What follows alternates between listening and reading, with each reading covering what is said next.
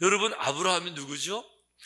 우리 지금 원초적 믿음 아브라함 공부하고 있는데요, 다른 사람은 다 넘어져도 믿음의 조상 아브라함은 넘어지면 안 되잖아요. 그분의 믿음의 샘플이잖아요. 우리의 롤 모델이잖아요.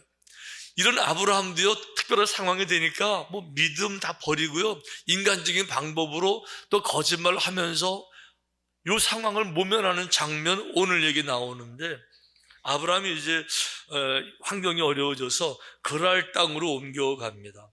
그러니까 그랄 땅에 가면서 또 생각하는 거죠. 당시에 외지에 가게 되면, 그 부부가 오게 되게 되면 남편을 죽이고 여자를 뺏어가니까, 그 문화가 다 그런 공격적인 문화니까 부부라고 못하고, 사실 부부인데 거짓말 하잖아요. 누이라고 또 거짓말을 또 해요. 옛날에 애굽에서 그렇게 했다가 창피당 혼났는데 그거 또 하는 거예요.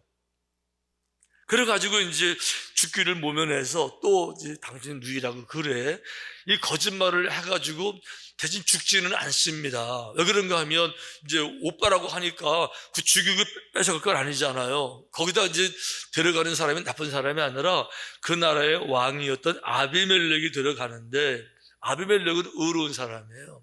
그러니까 한번 데려가서 이렇게 이제 그 여인을 더럽히고 죽이고 버리고 이렇게 하는 것이 아니고, 정말 자기가 거두어서 같이 살아갈 수 있는 그런 차원으로 데려간 거거든요. 그랬는데 어쨌든 간에 부인 있는, 남편 있는 아내인데 이제 그걸 모르고 남편이 없는 줄 알고 데려갔잖아요. 그날 밤에 하나님이 아비멜렉 왕에게 이렇게 나타나세요. 그 밤에 하나님이 아비멜렉에게 현몽하시고 그에게 이르시되, 내가 데려간 이 여인으로 말미암아 내가 죽으리니 그는 남편이 있는 여자이니라. 그러니까 내가 지금 남편 있는 여자를 데리고 왔으니까 너는 분명히 죽게 될 거야. 이거 꿈으로 꾸면서 아비멜렉이 너무 놀라죠. 항변합니다. 하나님, 이건 정말 억울합니다. 왜 그런가 하면, 만약에 이 여인이 정말 남편이 있는 걸 사실대로 말했으면, 그 남편이 그렇게 말했으면 내가 안 데리고 왔을 겁니다. 그들을 죽이지도 않았을 것이고 해를 끼치지도 않았을 것인데, 그들이 거짓말을 했으니까 나는 모르고 데려왔는데 그것 때문에 나를 죽이실 겁니까? 이러면서 화가 났잖아요. 아브라함을 부릅니다. 불러다 놓고 이제 대화하는 과정에서 이 아비멜렉이 정말 실망해서 책망하는데, 보세요. 자, 양쪽에 두 사람이, 만약에 한 사람이 잘못해서 책망을 한다 그러면, 여러분, 하나님을 믿는 사람들이 죄인지를 모르고 살아가는 세상 사람들 책망해야 돼요? 아니면 죄를 모르고 살아가는 이 세상 사람들이 하나님을 믿는 사람들을 책망해야 됩니까? 이게 이제 거꾸로 되어 있는 거예요. 이래가지고 아브라함이 평상시에는 믿음의 사람이라 그랬는데, 뭐 의로운 사람이라 그랬는데, 정직한 사람이라 그랬는데, 지금 상황은요, 이 믿음의 조상, 와우, 모든 사람이 존경받는 이 사람이요, 아주 창피를 당하고 수치스럽게 하나님을 안 믿던 다른 사람에게 이렇게 책망을 당하는 거예요. 아비멜렉이 아브라함을 불러서 그에게 이르되, 내가 어찌하여 우리에게 이렇게 했느냐? 왜 거짓말했는데? 왜 거짓말했는데? 그러면서 내가 무슨 죄를 내게 범하였기에 내가 나와 내 나라가 큰 죄에 빠질 뻔하게 하였느냐? 우리가 뭘 잘못했다고? 까딱 잘못했으면 나도 죽을 뻔하고, 왕이 죽으면 나라가 망할 텐데 네 거짓말 때문에 왜 이렇게 만들었냐고. 그러면서 네가 합당하지 아니한 일을 지금 우리가 한 건, 너 잘못한 거라고 막 야단칠 때, 이런 상황에서 아브라함이 한마디도 못해요. 한마디도 못하고 그저 믿음의 조상다운 품위도 없어지고 당당함도 없어지고 떳떳함도 없어지고 고스란히 그 창피를 다 당하고 이렇게 나중에 막 변명하고 이런 모습을 보게 돼요. 그래서 이 말씀을 바라보는데, 중국 사람들은 그렇다고 치자고요. 아브라함이 누굽니까? 더군다나 창세기 20장까지 오는 과정에서 아브라함은 하나님의 특별한 능력을 많이 경험해요. 그러니까 하란 땅을 떠나올 때도 믿음으로 떠나와서 그 은혜 가운데서 정착하기도 하고 많은 재물을 얻기도 하고, 소돔과 고모라 성이 저절로 망하는 것이 아니라 하나님의 심판으로 멸망당하는 거 두 눈 똑똑히 뜨고 봤잖아요. 정말로 하나님은 살아계신다 봤잖아요. 그러는 가운데서도 살려내려고 또 중보기도 하고 50명은요 45명은요 이렇게 살아내서 기도 응답도 받은 경험이 있잖아요. 그러니까 이 아브라함의 인생 속에서는 하나님의 살아계심이 분명하다라는 그 경험을 가지고 있는 이 아브라함까지도 자기 생애에서 조금만 위험하니까 그 무대 팽개치고 또 거짓말 아닌 것처럼 했다가 이 수모를 당하면서 고개를 푹 숙이는 모습을 바라보게 될 때 인간에 대한 또 아쉬움이, 탄식이, 아이고 인간아 인간이 이렇게 참 약한 거고 인간의 존재가 이렇게 하찮은 거고 그 믿음은 무엇이며, 이런 생각을 이제 안 할 수가 없는 거지요. 중요한 거는 아브라함만 그런 게 아니라, 이게 아브라함 얘기하는 게 아니잖아요. 믿음의 조상에게 이런 일이 있었으면 우리들에게는 100번, 1000번 모든 사람들에게 계속 반복된다는 이런 것을 암시하고 있는 거잖아요. 근데 중요한 것은 어쨌든지 간에 오늘 아브라함은 그 믿음의 조상으로서 품위와 모범적인 믿음을 가졌지만 또 다른 세팅이 되니까 그거 다 버리고 다시 옛날로 돌아가서 하던 범죄, 습관적인 죄, 또 거짓말 또 드러나는 이런 모습 보면서 누가 이 말씀 앞에서 나는 절대 그러지 않아, 이건 나하고는 문제가 없는 거야, 나는 그런 사람이 아니야, 이렇게 말할 사람이 어디 있겠냐고요. 그게 우리를 안타깝게 하는 거예요. 어쨌든 아브라함은 오늘 또 이제 믿음의 조상이었지만, 많은 경험이 있지만, 믿음의 경험이 많이 있었지만은 또 그건 무너지면서 창피당하고 수치를 당하는 이 죄의 패턴을 보는데, 중요한 건 그거 같아요. 사람들에게 죄를 짓게 할 때, 죄가 찾아오게 될 때는요, 죄는 그냥 오는 법은 없는 것 같아요. 악이 찾아올 때는 그냥 오는 건 아닌 것 같고, 이런 것 같아요. 악을 피해갈 방법, 악을 피해갈 기회가 항상 있는 것 같아요. 그러니까 우리가 갑자기 벼락이 치든지 지진이 나서 대비 없이 갑자기 죽어버리는 것이 아니라 죄에 관한 항상 죄 때문에 고민도 하고 생각도 하고 피해갈 기회도 있는데, 그런 기회를 놓치는 경향이 있는 것, 이게 죄를 짓게 되는 패턴인 것 같아요. 예를 들면 미국의 나이아가라 그 폭포가 있잖아요. 거기 한번 휩쓸리게 되면 거기 아무도 못 말리죠. 다 떨어지게 되는 건데, 떨어지기 전에 위로 올라가게 되면 그 시카고에서 내려오는 큰 넓은 강이 있어요. 근데 강이 그냥 있는 것이 아니라 강 중간중간에 섬이 이렇게 있어요. 몇 개씩 이렇게. 그러니까 저 위에서 떠내려올 때 내가 이거 지금 폭포가 보이네, 저거 위험하겠네, 이걸 알게 되면 가까운 섬으로 수영해 가서 섬에 올라가든지, 아니면은 떨어지기 전에 기슭으로 나가서 안전하게 피하면 될 텐데, 수없이 피할 기회를 다 놓치고 나서 마지막 순간에 되게 되면 속수무책 떨어지듯이 죄가 그런 것 같아요. 죄는 얼마든지 피해갈 기회가 있었어요. 이미 처음부터 저기서 피했어도 되고 여기서 피해도 되고 수없이 피할 기회가 있었었는데, 그거를 못 피하고는 마지막까지 못 피하게 되게 되면 절벽으로 떨어지는 것 같아요. 더 중요한 거는 그걸로 끝나는 게 아니에요. 죄의 패턴, 죄의 속성 중에 아주 중요한 것은, 죄는요 악한 마귀에게, 사탄의 영역에 있는 거예요. 사탄은 왜 사탄이죠? 악해서, 잔인해서. 사탄에게 관용은 없어요. 사탄은 무자비하고 고통을 즐기고 고통을 끼치기를 원하기 때문에 사탄의 세계에 용서는 없고 자비는 없어요. 그러니까 내가 죄를 지어서 죄의 삭스를 당하게 될 때, 그 사탄의 영역에서 사탄들로부터 죄의 결과를, 책임을 내가 받게 될 때, 그때는요 인정사정 없이 죄값을 치루어야 되는데, 이게 죄의 문제가 있는 거죠. 우리 그 미국의 9.11 테러로 무너진 그 뉴욕 세계 무역센터, 월드 트레이드 센터, 이 세계 무역센터가 만들어질 때 62년부터 프로젝트가 진행이 됐어요. 그리고 11년 동안 공사했고, 11년 공사한 다음에 30년 동안 승승장구 미국의 상징적인 건물로 뉴욕 세계의 무역센터, 전 세계가 미국 그러면 그 건물 생각했어요. 110층이고요 최고의 건물이었어요.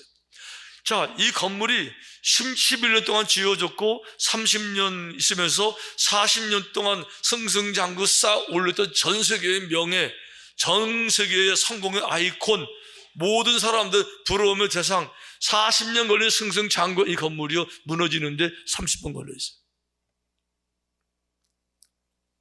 40년 쌓아 올렸는데 무너질 때 1시간도 안 걸렸어요. 죄가 그런 거예요. 우리가 죄를 지을 때 죄가 우리를 무너뜨리면 그냥 무너뜨리는 게 아니에요. 우리가 모든 걸 송두리째 다 들어서 한 번에 다 무너뜨리는 거예요. 그동안 쌓아온 업적, 그동안 쌓아온 명예, 그동안 쌓아온 존경, 그동안 쌓아온 모든 사랑의 관계, 부모와 자식 간의 관계, 부부와의 관계, 친구들과의 관계, 모든 대인관계 한 번에 다 무너뜨려서 가장 고통스럽게, 가장 잔인하게 갚는다는 것이 사탄의 방법이에요. 죄가 우리를 이길 때는 그렇게 이기기 때문에 죄의 고통을 덮었을 때는 거기서 자비를 구할 수가 없어요. 삼손이 보여져요. 삼손의 죄의 결과가 뭔지 아세요? 블레셋 사람들이 그를 붙잡아 그의 눈을 빼고, 두 눈을 다 뺐어요. 그리고 끌고 가사에 내려가 노줄로 매고 세 줄로 또 이제 묶었어요. 그에게 옥에서 맷돌을 돌리게 하였더라. 지어 옥에서 소들이 끄는 맷돌을 끌게 했어요. 이 장면을 생각해 보세요. 이제 삼손에게 남은 거는 단 한 개도 없는 명예요. 완전 땅에 추락했고요. 명성이요. 이제는 비웃음의 대상으로 전락했고요. 관계요. 그동안 자기를 아들로 생각했던 부모님 눈에 피눈물을 박는 거고요. 모든 자기 나라 사람들에게 배신감과 함께 어리석음의 상징으로 다 드러나는 것이고요. 건강이요. 앞도 못 보는데요. 다 잊어버렸고요. 아무것도 남는 것이 없어요. 언제요? 죄가 우리를 이길 때. 여러분, 그래서 죄를 이겨내야 되는 거예요. 죄를 이겨내야 되는 거예요. 이게 문제는 뭔가 하면, 이게 지금 삼손만의 문제냐? 아니, 아까 아브라함만의 문제냐? 신약 성경으로 가볼게요. 신약 성경에서 믿음이 가장 훌륭하다는 예수님의 수제자 베드로를 보세요. 여러분, 베드로가 호언 장담할 때 얼마나 멋있습니까? 모든 사람들이 다 주님을 부인해도 나만은 그렇게 안 할 겁니다 라고 말할 때, 와, 얼마나 멋집니까? 이 장담하는 모습 얼마나 멋져요. 그런데 이 베드로도요, 아이고 인간아 그런 생각을 하게 해요. 왜 그런가 하면 3일도 못 돼가지고, 아니 그 사나이의 장담은 어디 갔습니까? 3일도 못 돼가지고 가장 비겁하게, 가장 비굴하게 비웃음 가운데, 나 예수님 모른다고 이렇게 해놓고 와가지고는 너무 부끄러우니까 자기 자신 너무 부끄러우게 나와서 엉엉 울잖아요. 엉엉 통곡을 합니다. 그리고 이제 예수님을 만났는데, 예수님께서 다른 제자 다 있는데 내 손바닥에 손가락을 넣어보고 부활한 거 다 이렇게 확인시켜 주시면서 먼저 갈릴리로 가라 그랬잖아요. 가서 나도 갈 테니까 부활의 영광을 가지고 다시 복음을 전파되니까 준비하러 가라 그랬는데, 베드로는요 그 말을 받아들일 수가 없었어요. 왜 그런가 하면 예수님이 미워서가 아니라, 메시아가 아니라는 의심 때문에가 아니라, 분명히 메시아도 맞고 하나님의 아들이 정말 맞지만 그분에게 안 맞는 게 있어요. 뭐예요? 나요. 나 같은 존재는 그분하고 어울릴 수가 없어요. 감히 그분의 제자라고 같이 다닐 수가 없어요. 그 한 상에서 음식을 먹을 수도 없고 그분 옆에 있을 수도 없습니다. 나 같은 거, 이 더러운 거, 이 연약한 인간, 이 죄성, 어리석은 거. 그래서 베드로가 스스로를 빈정대는 장면 하나 나와요. 이렇게 말해요. 내 같은 게 뭐 제자라 그래. 이러면서 나는 그냥 고기나 잡으러 갈래.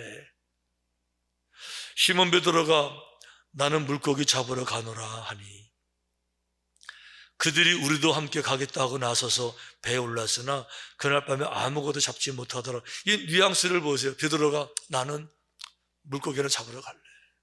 내 같은 게 무슨 예수님의 제자 같은 소리 하고 있네. 내가 무슨 얼굴로 주님을 따라다니고 주님 만날 수 있게 내까지 있게 뭘 할 수 있어. 이러면서 베드로가 자기 자신을 경멸하고 나 같으면 고개나 잡다가 그냥 죽어버리는 거지. 뭐 내가 뭘 할 수 있겠어. 이런 장면 보게 돼요. 이렇게 넘어지는 사람들이 한두 분이 아니에요. 여러분, 다른 사람은 몰라도 저는 다윗 왕은 넘어질 줄 아닐 줄 알았어요. 다윗 왕은 골리앗 장군과 싸워서 이겼던 사람이에요. 사울 왕이 그렇게 쫓아다닐 때도 마지막까지 믿음을 지킨 사람이에요. 이제 왕이 됐습니다. 그러면 찬양하고 감사하고 왕의 사명을 잘 감당해야 되는데 웬걸요? 단순하게 정말 정욕이에요. 정욕이에요. 이걸 주체를 못해서 그만 자기 부하 우리야 장군을 죽이고 그 부인을 뺏어가지고 자기 아내로 삼았어요. 이거 살인죄에다가 간음에다가 누가요? 다윗이요. 다윗이 누구죠? 최고의 왕이에요. 시편의 주인공이에요. 이런 다윗까지 한 방에 그냥 무너지는 걸 바라보는데 안 무너지는 사람이 없어요. 다윗 왕도 무너지고 베드로도 무너지고 삼손도 무너지고 믿음의 조상 아브라함도 무너지고 이렇게 보게 될 때 인간이 얼마나 연약한 존재인지 알게 되면서 인간의 덧없음, 정말 인간이라는 것이 얼마나 안타까운 존재인지 어리석은 존재인지 인간아 인간들아 이런 탄식이 안 나올 수가 없어요. 제가 사실 오늘 설교 제목을 인간아 했었는데 너무 세서 제가 인간이요 그 적용했지만 이런 사람, 인간을 보게 되면 인간아 이런 탄식이 안 나올 수가 없어요. 그런데요, 다 거기까지 여기서 끝났으면 인간아 끝나야 되는데 여기서 끝난 게 아니라는 게 너무 감사하고 인간아 이렇게 인간을 조롱하면서 끝나지 않아도 된다는 게 너무 희망적이고 우리 갈 길이 보이는 것 같고 야, 진리는 위대하구나, 믿음은 위대하구나, 역시 하나님 살아계시구나, 이거를 확인할 수 있어서 너무너무 감사해요. 비록 실패했지만 넘어졌지만 이게 중요한 거죠. 실패했지만 앞으로도 계속 넘어진다. 그러면 끝에 가서 인간아 그래야 되는데 실패하면서 그때마다 회개하면서 주의 음성을 들으면서 다시 믿음으로 결단하면서 눈물을 많이 흘린다 하면은 같은 실수를 반복하지 않냐고 믿음의 길을 걸어가는 것이 모든 믿음의 사람들의 공통점이더라고요. 할렐루야. 아브라함이 그랬어요. 아브라함이 오늘 여기서 아비멜렉에게 창피당하고 수모당한 다음에 그 이후로 아브라함 한 번도 거짓말하지 않고 다시 아브라함이 도덕적으로, 영적으로, 윤리적으로 문제를 다 한 번도 만들지 않고 마지막까지 더 큰 믿음으로 자라게 되면서 나중에 아들 독자까지도 죽게 바치면서 위대한 길을 걸어가더라고요. 여러분, 베드로도 그랬어요. 주님이 거기 찾아오셔서 처음에 나는 고기는 잡으러 갈래. 거기까지 찾아오신 예수님 만나고 나면서 거기서 주님 다시 만나게 되면서 다시 기회를 주신 주님, 네가 나를 사랑하면 내 양을 먹이라. 아멘. 결단하고 나서 그 이후로 한 번도 베드로가 이런 문제가 있더라, 이런 죄를 지었더라, 이런 거 한 번도 없이 베드로 끝까지 그 사명을 너무 잘 감당하고 지나가는 거예요. 야곱도 그랬어요. 야곱은 이름이 거짓말장이에요. 아버지 속여먹고 형 속이고 삼촌 속이고 가는 데마다 그의 인생은 거짓말로 점철되어 있었어요. 그런데 야복강가에서 하나님을 정말 만나고 난 다음에 이름까지 야곱에서 이스라엘로 바뀐 다음에는 그 이후로는 평생 몸에 뱄을 텐데도 불구하고 단 한 번의 거짓말도 단 한 번의 범죄도 없이 마지막까지 당당하게 믿음을 지키고 바로 왕 앞에 서서도, 바로 왕은 우상의 근본이자 자기를 하나님이라고 생각하는 이런 사람이잖아요. 그래서 죽음 앞에서도 떳떳하게 하나님을 인정하고 당당하게 축복하게 마지막까지 흠잡고 없이 그 믿음으로 걸어가는 모습 바라보게 될 때 너무 자랑스럽고 너무 감사하고 희망이 보이고, 우리도 할 수 있다, 나도 할 수 있겠다, 우리도 할 수 있겠다. 여러분, 다윗도 그랬어요. 젊어서는 단순하게 이게 정말 단순하게 육체적 정력이에요. 이거 못 이겨서, 쾌락을 못 이겨서 부하 죽이고 이 큰 범죄를 저질렀지만 늙었을 때 부하들이 이제 왕이 늙으니까 회춘시키겠다고 후궁을 새로 뽑습니다. 예쁜 후궁을 뽑아서 이제 침실로 보내서 동침하게 만들어요. 뭐 그 시대에 다 그렇게 했으니까. 그럼 왕이, 다윗이 내가 원한 게 아니고 누굴 죽인 것도 아니라 부하들이 그렇게 뽑아가지고 들어온 거잖아요. 그런 거는 전례대로 그렇게 같이 자면 될 텐데 왕이 그거를 거절해요. 시종들이 이렇게 했어요. 그의 시종들이 왕께 아뢰되 우리 주 왕을 위하여 젊은 처녀 하나를 구하여, 후궁을 새로 들어온 거죠. 예쁜 아가씨겠죠. 그로 왕을 받들어 모시게 하고 왕의 품에 누워서 동침하게 만드는 거예요. 우리 주 왕으로 따뜻하게 하려고 준비해 왔습니다. 그러면 다윗 왕이 그냥 수고했어 뭐 이래도 될 만한데, 다윗 왕이 됐다 그래요. 됐다, 거둬라, 안 한다. 와, 너무 멋있지 않아요? 그러니까 조금 전에 넘어지는 모습 바라보게 되면 정말 인간이요 이런 말이 저절로 나오는데, 그걸로 끝났으면 마지막까지 탄식으로 끝날 텐데, 하나님을 정말 만난 사람들은 나중에 보면 와, 그래, 이게 인간이지, 그래, 이게 믿음이지, 이게 능력이지, 그래, 이게 삶이지, 막 희망이 생기고요. 그분들도 했으면 우리도 할 수 있는 것이고, 우리도 우리 인생을 통해서 시행착오 있긴 하겠지만 또 이기고 나서, 극복하고 나서 우리의 삶을 통해서 하나님께 영광을 돌리게 될 줄로 믿습니다. 저는 오늘 말씀을 통해서 두 가지를 도전하고 싶어요. 여러분, 다른 사람들을 향해서는 여러분 이런 시각을 가져야 됩니다. 인간이 얼마나 약한 존재인지 이런 시각으로 사람들을 봐야 됩니다. 그러니까 누군가가 넘어질 때, 누군가가 허물을 일으킬 때, 누군가가 실수할 때, 누군가가 죄를 지어서 한 번에 넘어질 때 그거를 빈정대고 야단치지 말고, 그때는 속으로 인간이요 그래, 인간은 약하지 하고 그분을 이해해드려야 돼요. 흉보기 전에, 왜 그렇게 하냐고 정죄하기 전에 인간은 그럴 수밖에 없는 존재인 것을 인정해서, 다른 말로 말하면 인간에 대한 기준을 너무 높게 잡지 말고 스탠다드가 정상이 완벽하다고 생각해서 조금만 잘못해도 이랬니 저랬니 비판하지 말고 넘어지는 사람들 바라보게 되면, 그래, 넘어지는 것이 정상이다. 인간은 연약한 존재니까. 이렇게 되면요, 인간의 폭이 굉장히 넓어져요. 모든 사람을 다 이해하게 돼요. 모든 사람을 다 품에 안을 수 있고 다 용납할 수가 있는 거죠. 아브라함도 넘어진 적이 있었잖아요.